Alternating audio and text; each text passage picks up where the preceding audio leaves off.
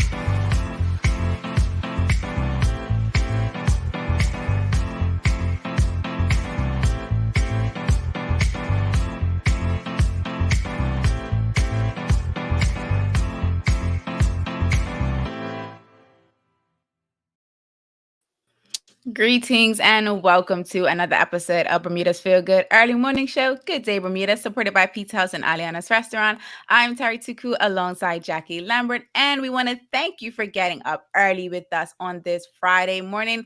Jacky, how are you feeling? How did you sleep? So like I said backstage, I mean, as I stated backstage, I slept horribly, but I feel great. Weird, right? Like I woke up, I was like, oh, I didn't get no sleep, but you know what? I got enough. I could definitely agree with that. I don't think I got enough per se, but I definitely. No, so you went to sleep early or on time? I went to sleep about 10:15, 10:30. Okay. I was hanging out with some friends via video chat, and I was just like, okay, guys, I'm going to sleep now. And they're just like, you did so well, because I'm usually asleep by 9, but I hadn't hung up. Like, some of us are away, some of us are local, and they're too far away. So, you know, we do a little video chat every so often, sometimes every night, sometimes not. And so it was just catching up. And I am usually the person at 9 o'clock is just like, all right, guys, I'm going to take my nap. And they're like, bye. But I was just like, I hung on pretty well, but yeah. Well, that's good. You made it through the friends group video chat last night. But as y'all can see, Jack and I, although we may not have had the best sleep or the longest of sleep last night, we are ready to bring you some feel good vibes this morning. So if you haven't already done so, go ahead and share this episode. Share the link on Facebook. Drop it in a WhatsApp group chat if you're watching on YouTube. And for those of you on Twitter, go ahead and retweet it, because today we're going to be having another great conversation with an inspirational Black man and a tennis pro.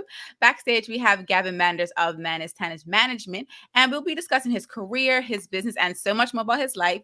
And joke time if Jacky is back. So if you want to laugh to get your morning started, make sure you stick around for our feel good vibe of the day.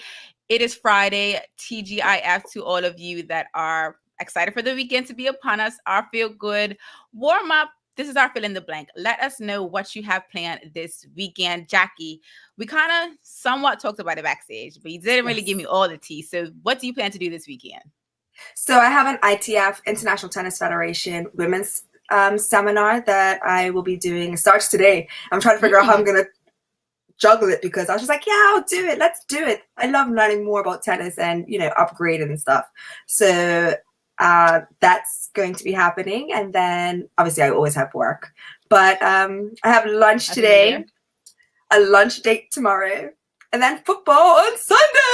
Hey, which games are you going to on Sunday? What are you planning to go to? I'm going to Bernard's Park because I knock off and I'm just going to walk right over. It makes life easier. And of course I've checked to see who's going to the game, and a few of my friends are going. So it's easier for me to just walk over and hang out with those guys, because those are the ones that I usually watch football with anyway. So I was just like, which game are we watching? Where are we watching? Blah, blah, blah. So I will knock off and just take a little stroll over, show my safe key, and jump on in. I can't wait for the bento. I can't wait. And so that's the funny thing. So, audience, as you're joining us, go ahead and let us know what you have planned to get into this weekend. It looks like Jamal says, because you're a Village fan, just say that, Jackie. That's what he meant to say. Typo had a moment, but he definitely meant to say Village. And I was actually thinking that's Village territory all day. It is. And everybody else will say that I'm a Village fan, but I have yet to say it myself. So I'm like, because you're a Village fan. I'm just like, oh, wow, that's amazing. Not wow, that's amazing. That is Don't hilarious. choose for me. That's like saying, actually, no, never mind. Exactly. She was about to give everyone else the green light to continue to call her a Village fan. So that's why she stopped herself. That was what that little moment was. She absolutely realized. No, that doesn't work. She absolutely realized that everyone would have clipped that particular part of the episode and said, remember you said this? Remember you said this? So I'm going to just leave it as, I am a football fan. Okay, sis. Whatever you say. I will not hold my tongue on who my football team is on the island. What do I have planned this weekend? Honestly, today I'm going to try to just focus on getting some stuff done for the show so that over the weekend I don't have to worry about it, because it's going to be a busy weekend. So I think I've shared this on the show before, or we've kind of talked about it, you and I, Jackie, personally, but I am representative of Hamilton Parish Rec Women's Club's executive committee. And so we have our first home game this Sunday, and I am excited for these guys to get back on the pitch. All of the admin that's going into the games, not so exciting. Not something I'm the most excited about, but this weekend I do plan to be at our first home game down St. George's, and I'm hoping we get another win, because we won last week. We played actually at Village. We played at Bernard's Park. What was your score last week? Because I feel like it was your team that it was 6-1. Burnt guys. Yeah. Yeah. It was 6-1. And honestly, the one, no shade, it is shade Tabasco. The girl wasn't even a girl that they should have got, in my opinion. And I don't even play football like that anymore. So it was definitely we should have got a clean sheet, but we didn't. So at least we won, because I would have kind of been upset. Y'all had me out there in that rain. I didn't have a rain suit. It was just a lot. So this weekend, I'm definitely planning to do the best I can to make sure that our game is successful. We did actually have a conversation with St. George's as executive to kind of make sure we're all on the same page, because even though every club, is individually fighting for the titles and all of that good jazz, we're all in this together. We say this all the time, it is a community effort. I think every last club wants the football season to finish, so we're really excited, we're really hopeful that we can see it all the way to the end, because it has been a rough past 2 years. I can say that for those of us, because you get excited. You're like, yes, football. Oh, I'm not allowed to watch. Oh, it's not happening. Exactly. That's definitely more heartbreaking than not being able to watch. What do we do? What do the athletes do? That's a lot of people's spare time where they go and they compete and they get the team camaraderie with their brothers, exactly. The football sporting family, and then that just gets everyone knows that Jack and I talk about mental health a lot on this show, and we definitely know that sports have been, for a lot of people, a way to release themselves, to regulate themselves. So I'm hopeful that those that are planning to play football this weekend do get a chance to play, and those of us that are trying to spectate and enjoy the match, I hope that we get to enjoy it as well. Good morning to you, Kathy Rogers. Let us know what you have planned to get into this weekend. If you're just joining us, we do have a tennis pro, Jackie's friend, backstage. He is going to be sharing his story with us, more about his business, and just how I can continue to improve my tennis swing. Because it's not, I haven't given up, guys. I haven't given up. So, fun fact about Gavin, he is actually my on again, off again mixed doubles partner. Okay. So, wait. Okay, I'm gonna ask this when we have the conversation, because you're gonna ask him why it's on again, off again. Isn't there something about chemistry and making sure you guys, gel and all that? Okay, we'll definitely get into that. It looks like Misha probably plans to get into golf this weekend. It's his cousin's birthday. They're playing over there at Ocean View. And we actually had a golf pro on yesterday. Will there be cake? Cake? it's his cousin's birthday. Oh, right. I was like, Jackie, why would they eat cake? You're right. I didn't get that part. Birthday. It was key.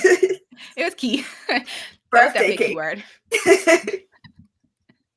That was definitely a keyword. So yes, let us know, Mish, if they're going to be having cake after is 18 holes. I would assume that at the very least. Let us know what y'all are going to be doing after the fact. I mean, you're adults, so they're probably going to be drinking while they're swinging. Like, I don't know. I thought the bar was closed. No, like, can't you bring it in? Okay, never mind. Let me stop. I don't know how this works. So. I don't know. Because I don't know what the actual rules are. Like, if you can, or if people's been like sneaking. Right. That's what I'm saying. Like, let me stop. Like, I don't want to mess people. Shining the light in the wrong place. Shining the light in the like wrong right place. there. Like, look here. That's hilarious. So there's gonna be no cake, but probably beer, and then have 9 hills. I did not know that. I honestly thought 2 rounds. Yes, basically. So the first round's gonna be a practice round, and then the second one's gonna be the real. That's gonna be really counting. Warm up, and then you thought I was playing. We are serious now. I came last time, but I'm coming first this time.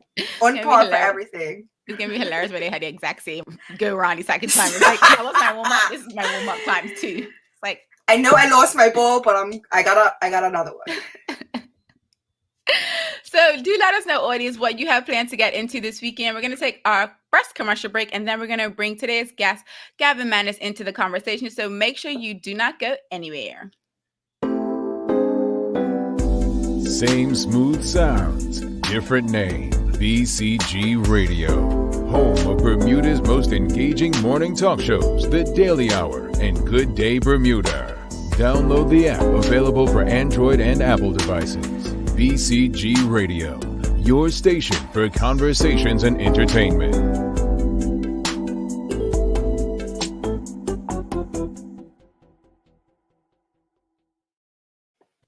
Welcome back to Good Day Bermuda, supported by Pizza House and Ariana's Restaurant. I'm Terri Suku alongside Jackie Lambert. And if you're just joining us, we want to know what you're getting into this weekend. So go ahead and let us know in the comments. We're about to switch into our focus topic of the day. We are discussing being a tennis pro with Gavin Manders, of Manders Tennis Management. I personally am going to be listening to all of the things that he says because I'm still trying to improve my tennis game, y'all. The first attempt with Jackie was a great success.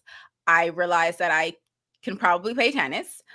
The second part is that I just need to figure out how I improve my game. So I need you to help me ask all of the questions of Gavin so that I can be a great tennis player. Jackie already knows how to be a great tennis player, so she's not going to be caring about that part of the conversation. Let's always improvement. Okay. So it's not just me that needs to improve or that's going to improve. Jackie and I are in this together.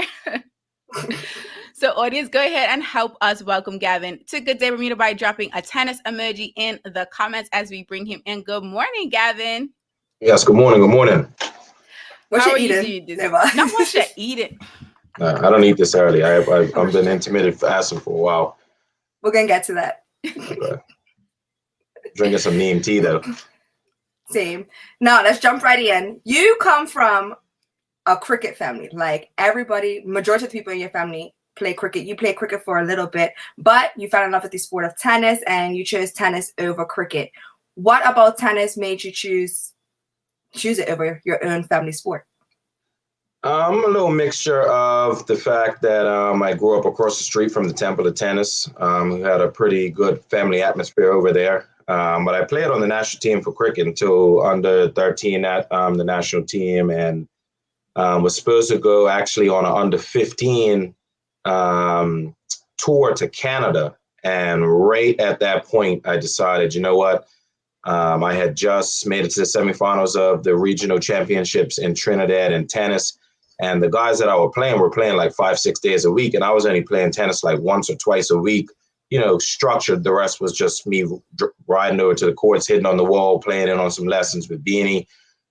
So I came back home and I told my dad, I was like, look, if I can compete with these guys and make it to the semis, with this little bit of tennis compared to theirs, I think that I could do something with this. And that's what I want to do. And, to his credit, and he was just like, all right, well, let's see what the next step is. And I literally went from like a cricketer who played tennis and was obviously good because I was an all-around athlete, played football at a high level until I dropped that first.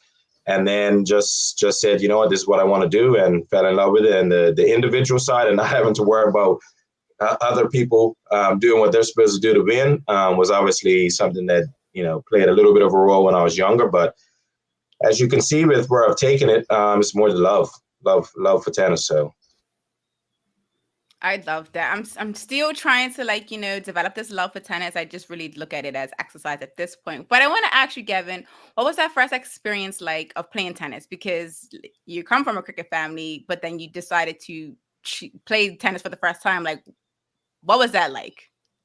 I mean, to be honest, it wasn't anything too spectacular. I played everything. So it wasn't just tennis, cricket, football. I played basketball, badminton, ping pong, field hockey. I ran. I did the Front Street Mile a few times. So I pretty much did everything. So I don't really remember like it being, my first time playing tennis was special. I just played all sports. I enjoyed being active. My dad and my mom really had me involved in a lot of activities because I had a lot of energy, which kept me from, getting in trouble. I still got in a little mischief, but very, very basic stuff, talking too much, fidgety and all that.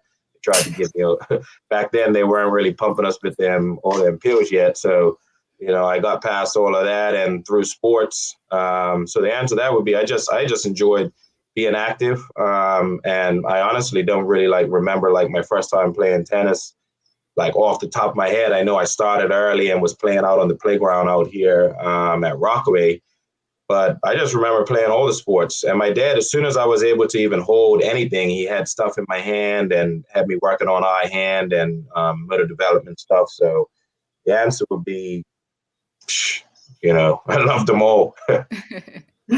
Now, bringing up the great Arnold Manders, if you went Barkley, you know who he is. If you watch a little bit of cricket, you absolutely know who he is. But how does he feel about the fact that you didn't choose cricket, but you chose tennis? I mean, I'm sure in the back of his head at the beginning, something he wanted. He put a lot of work into, my development of my cricket. I was playing for the under-13 national team when I was 9, taking first ball on international soil. So I was pretty good.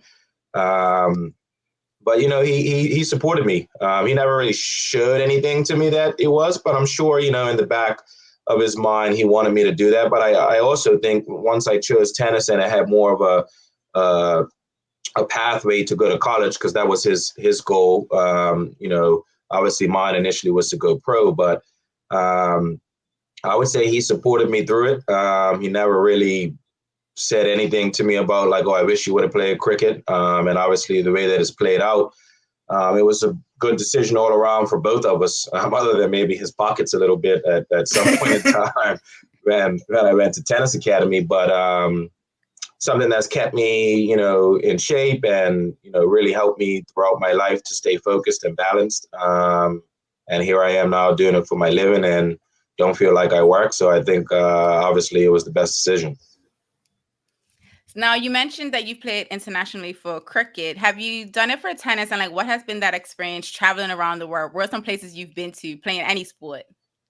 Yeah, to be honest, some of the times that I really started to not enjoy the process of getting ready, because, I was, at the top of the game for roughly 15 years or so, was the fact that I got to travel and the experiences I got. I'm a big believer in, I don't want to rub any educators the wrong way, but that, traveling and getting those experiences are truly, to me, worth more than what you can learn in a classroom. And sometimes when I didn't want to do the training anymore, it just became too much. It was a lot all the time. I worked really hard at my craft and was just you know what?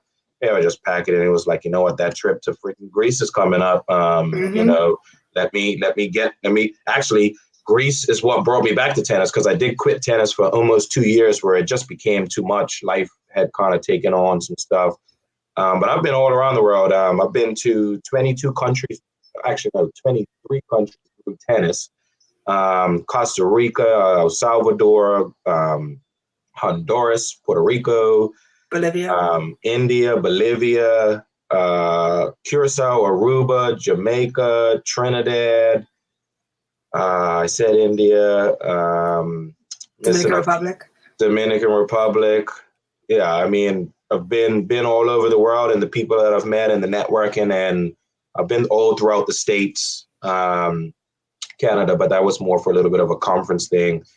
And yeah, I mean, it's truly a blessing, and that's what's kept me even now. Like, I'm still a veteran on the team, and I try to bring that type of outlook for my younger players when we coach. Jacky's taking teams away too, for them to truly understand how blessed we are to be able to travel the world doing something that we love, and also to remember that when we're there, we need to pay attention, because a lot of the times we just go in these places, we're kind of like under an umbrella, so you don't always get the local feel. You don't always get to like be like in another country. Like, for example, when we went to DR, we were on a bus to the courts, on a bus back, hotel bus, but like, at least don't be on your phone or, not paying attention when we're taking these bus rides. Look how people live, take it in. It helps you understand when you get back home how truly blessed you are. Absolutely. Now, you mentioned that you were number one. I couldn't remember if it was 10 years, 15 years, 20 years, but I know that you held that title for a very long time, and it's monumental. But what were some of the things that you did, like your strategies, your routines that you did to make sure that you were able to accomplish something like that? Yeah, so I mean, I have to give a lot of thanks to Sam Mabry for a lot of that, because he showed me kind of how to get to a match balance. And I think that was really like to the core of how I was able to stay at the top so long. It's not to say it's easy to get to the top. It's hard to get there. It's even way harder to stay there. I did hold it for almost 11 years straight. I lost it for 1 year where I lost my toe, but came back. And then I kept it for a couple more years until my student Tariq has now held it. But I did a lot of stuff. I mean, before big matches, I always had the same rituals for all of the time. If I played 100 matches and I didn't do my ritual 3 times, I lost 3 times. And not to say it was because of those that did it, but it would just show that how important the me going into a final or a semifinal balance was.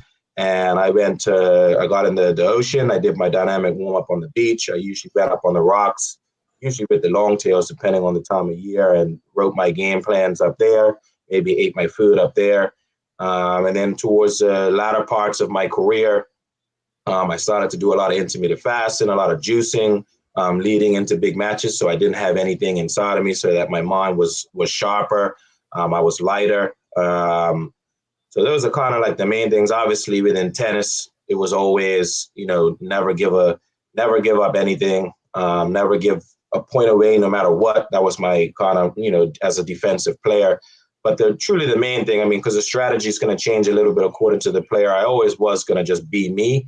And then if they could get past that, then obviously I was going to have to go into the toolbox and figure out other ways to try to throw them off. But truly the main reason for me being able to stay at the top was understanding, thanks to Mabe's guidance at the beginning of my career, because I was quite as Jackie knows, I was a little bit crazy for a while. And not crazy in like a bad way, but just I could go to a match unfocused if, because it's not just so simple to just like stop everything in life and make sure that this match is all that matters, no matter what, because we have life. I mean, I could have, someone is sick. I could be not feeling well.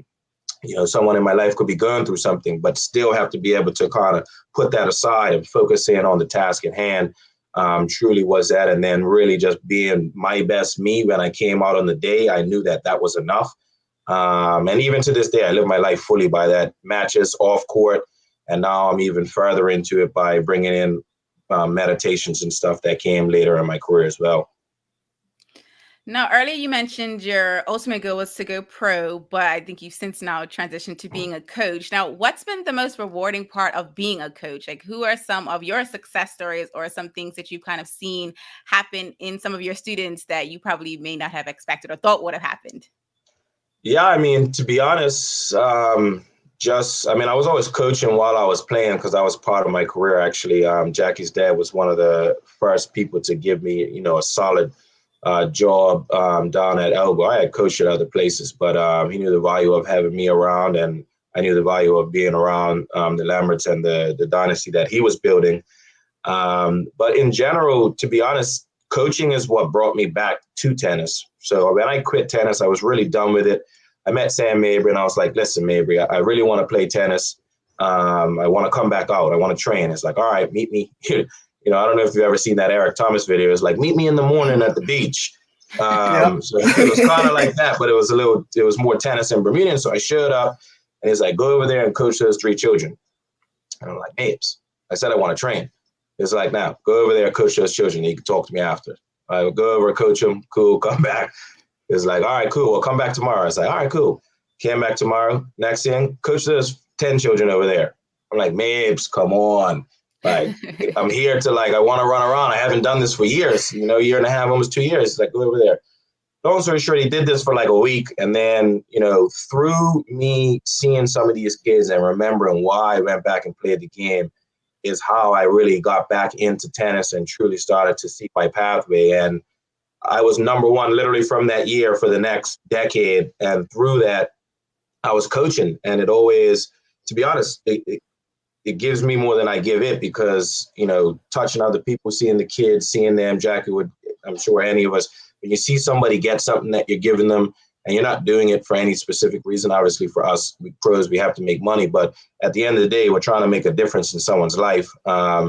Physical and mental health during these times that is at the highest need. And, the kind of that type of connection with the kids and stuff is what feeds me to continue to be in the sport. It's also what made me want to come up with MTM and start to make a difference instead of just work for a specific place where I had to do what they wanted me to do. And at this point, the kids is what fuels me to want to do everything that I do moving forward. I'm sitting here nodding my head because I'm like, yes, preach, because now you understand the love for the sport that you get through coaching, because you love the sport because you're playing it, but then when you become a coach, it's a different side, it's a different view, it's a different outlook. So it just gives you more love, and then you see somebody else fall in love with it, makes you fall in love with it even more. It's just like a ripple effect, trickle effect. Yeah, my mom always told me, if you want to be happy, make someone else happy. If you want your love, make someone else feel loved. Those type of things have really kind of grown in me. Now that I'm big into, for a couple years now and getting deeper and deeper into meditation and understanding self and, helping others is something that very important for me. 2 educators that I come from with my dad and my mom. But once I realized that was something that brought more to me, playing has obviously still been something that I wanted to do. I still do it. Not as much training, but the pathway that I went on, I wouldn't change it for the world. If someone could tell me, yeah, you could be top 20 in the world or do what you've done, and the amount of people I've been able to touch, wouldn't change it. But success story, I got to give you that one because Tariq is definitely one of those spectacular ones where we actually found him on the wall down at the tennis stadium. He was just hidden, and Javon drove across me. I think it was for a pro register meeting actually with Jackie's dad as the chairman, and just yeah, what are you doing? And it's yeah, I'm just just got back from Jamaica, just down there hitting on the wall. It's nah, man, come down to the courts. All right, cool. Didn't come the next day. Then I saw him at the bus stop across from the temple because I live up in Rockaway. And I rode across and I stopped and said, yo, what are you doing? He's yeah, I'm catching the bus back. I just came up here to hit on the wall up at the temple. I was no, man, show up at the courts tomorrow. So he came to the courts and literally we took him under our wing, mentored him, guided him because he was pretty sheltered all around. He still kind of is a little bit, but and truly just took him under our wing and gave him the love and the unconditional the hard love too, about how to be a professional. I literally played him in about 40 sets and 25 of them were 6-love. And this was in a row every single day, across the board, trying to get him ready because the guy has some of the highest intrinsic motivation I've ever seen. So he had that. I didn't have to give him that. What he needed was guidance, some mentorship, and not just how to play tennis, in life, because it all translates. If you make small mistakes in life, you're going to make small mistakes on the court. And at the higher level, it really matters. So we had him for about 18 months, literally all free, nothing paid, put in unconditional, time and love into him. And obviously through getting that back, I shouldn't say that we weren't getting paid, because we were getting paid from what we were getting from just creating something like that. And then seeing someone like him, then I played him in like 8 finals, beat him in the first few. And then my own students beating me in a final, and some will come to me and they're like, yeah, Manders, because normally I get pretty heated after losing. And it was just like, it just came to me. It's like, man, this is a bigger win. Like, if I can create people that are better than me, then that is the ultimate goal, not making people that are just, not being able to kind of pass what I've been able to do. And he came, he didn't have money. He didn't have anything. And I shouldn't say he didn't have anything. He had the intrinsic motivation and the love for the sport. And we were able to help guide him. And now he's the number 1 player. It's going to be his profession for the rest of his life, barring any, big injuries. He's now an intricate part of what we represent in MTM and Bermuda in general. Davis Cup, he's been number 1 for a few years now.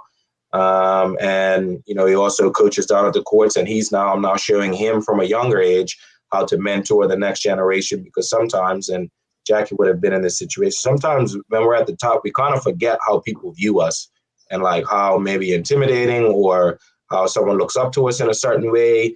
And once you start to truly understand that, you can see how people move around you, and then you can also be more effective in how you deal with them, because you just see yourself as you, where someone else may see me as like, oh, well, that's Gavin Manders, he's been number 1 for 7 years, instead of like not talking to me. It's like, engage in convo with them. And that's what we're teaching him as well. And he's really taking that on. And it's a beautiful thing to see. Yeah, I never noticed people, because you just mentioned it, so I'm going to go off of it. The intimidation part, I didn't realize people found me intimidating until I had my students come watch me play that last tournament I was in, the doubles that I was playing. I think I was playing with Nigel at the time. What's Nigel's last name? Anyway, and thank you. And my students were just like, yo, you just switched up. Like, I walked out just like, da, da, da, da. I was like, Kate. And I just started cracking stars. And they're just like, whoa. But going over to Tariq, because we had Kamiko on yesterday. Kamiko Smith, a professional golfer. He's looking for finances to make sure that he can still go pro. And I actually know Tariq's story. I know what you guys were trying to do. I know he wanted to go pro. I know he wanted to go school. But the finances aren't there because people view tennis as a rich man's sport. And because they view it as a rich person's sport, they don't think that people need funding to further their career path, their development, whatever it may be that they're trying to accomplish. But what I'm trying to ask is, what are the difficulties and how can we move forward to help finance people like Tariq that can actually go pro and do very well? Because you just went away with him earlier this summer for 6 weeks for him to play some tournaments and some training right after Davis Cup. So 1, how was that experience? 2, what are some ways that people can help finance somebody like Tariq that actually has the potential to go pro and put Bermuda on a map on a bigger scale? And like, what does that look like? All right. So let me summarize this, because that's like an hour.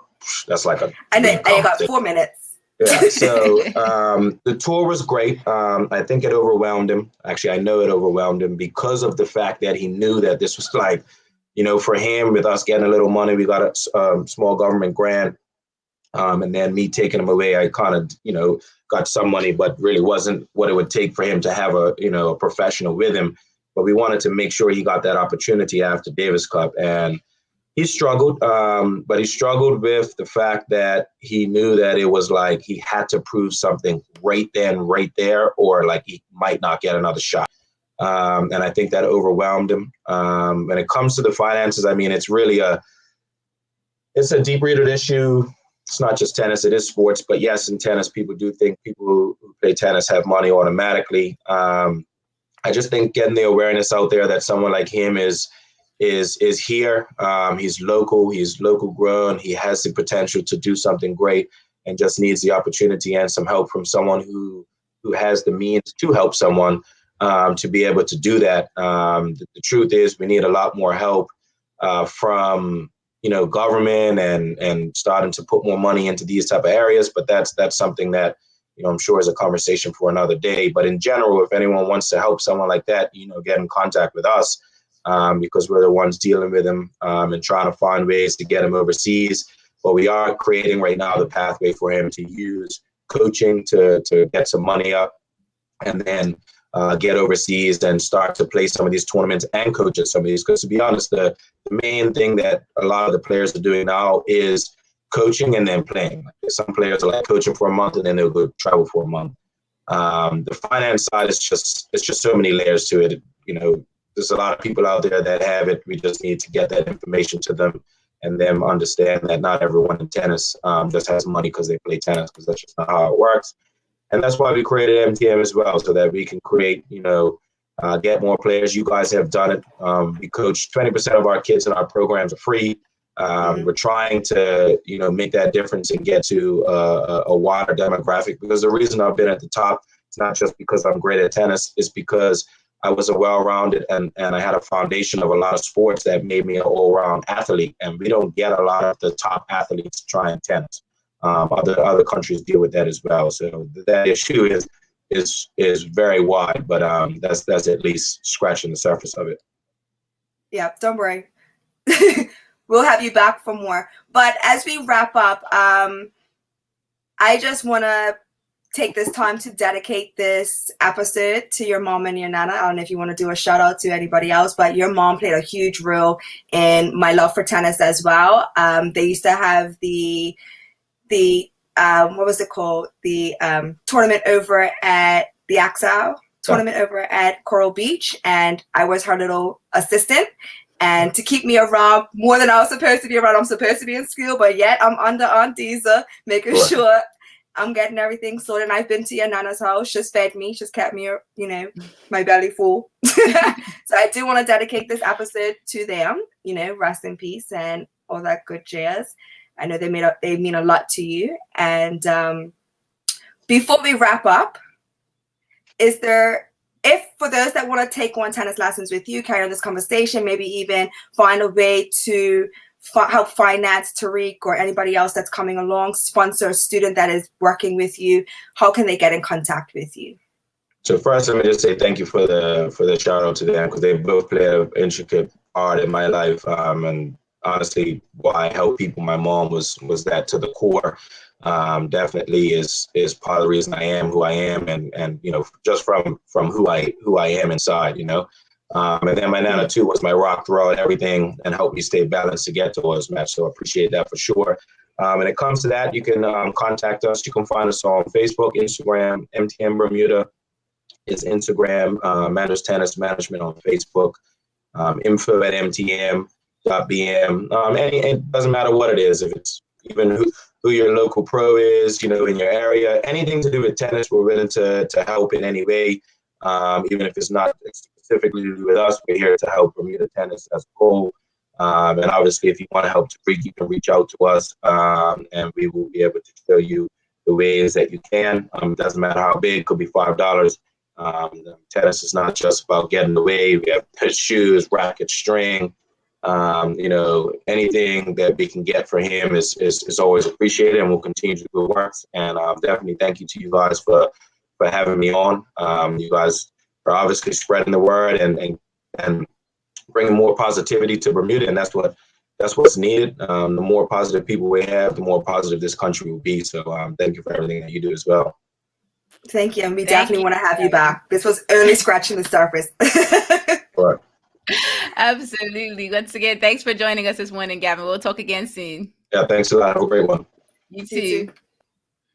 We're going to take a quick commercial break, and then we'll be back with Joke Time with Jackie. Go ahead and let us know in the comments your thoughts on today's episode. Jackie and I will be right back. Same smooth sounds, different name. BCG Radio, home of Bermuda's most engaging morning talk shows, The Daily Hour and Good Day Bermuda. Download the app, available for Android and Apple devices. BCG Radio, your station for conversations and entertainment.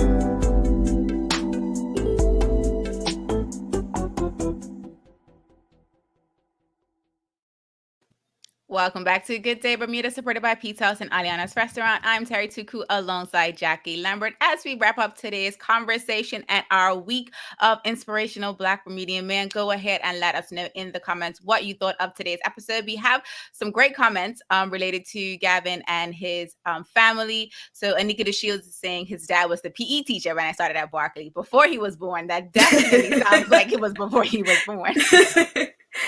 Yes, he is my favorite one of my favorite teachers at Barkley.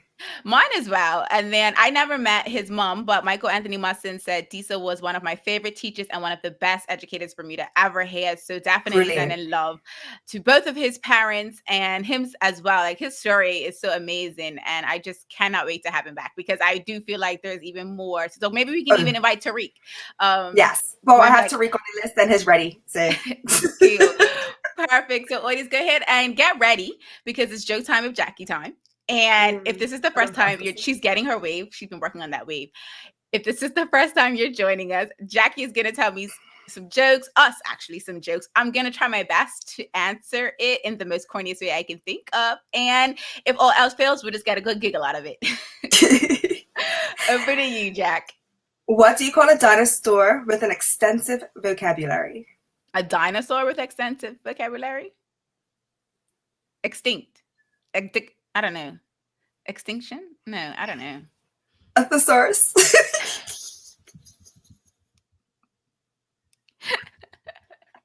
Oh my god. It's so bad. It's so good. Okay, why is it always windy in a sports arena? In a sports arena? I don't know. All the fans. Last one, okay? And this is it. I'm done after this. Did you hear about the guys? Did I hear about the guys? Did you hear about the two guys that steal a calendar? The two guys that steal a calendar, they couldn't. Oh, Jesus. I don't know, Jackie. Please tell me. They got 6 months each.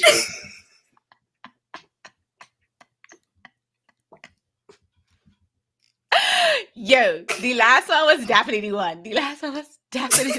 one. Listen, as we always say, we hope that today's Feel Good Vibe of the day has you ready to make it a great one.